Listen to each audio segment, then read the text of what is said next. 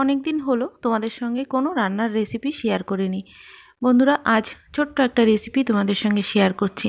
তো দেখতেই পাচ্ছ, প্রথমে আমি সাদা তিল নিয়ে নিয়েছি। সাদা তিলটাকে ভালো করে শুকনো খোলায় ভেজে তুলে রাখছি, একটু ঠান্ডা করে মিক্সিতে গুঁড়িয়ে নেব। এদিকে কড়াইতে সর্ষের তেল দিয়ে দিয়েছি, কয়েকটা শুকনো লঙ্কা দিয়েছি। ঝালটা যে যেমন খাবে সেই বুঝেই দিতে পারো। শুকনো লঙ্কাগুলো ভালো করে ভেজে তুলে নিচ্ছি। কয়েকটা কাঁচা লঙ্কা, তার মধ্যে জিরে আর কালো জিরে ফোড়ন দিয়ে দিয়েছি। দিয়ে আলুগুলোকে দিয়ে দিলাম। এবার লবণ হলুদ দিয়ে ভালো করে এটাকে ভেজে নিচ্ছি। মিক্সিতে শুকনো লঙ্কা আর তিলটাকে গুঁড়িয়ে নিয়েছি।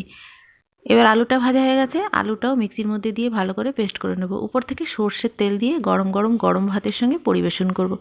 বন্ধুরা, আর কিছুই লাগবে না, এক হাঁড়ি ভাত খাওয়া হয়ে যাবে।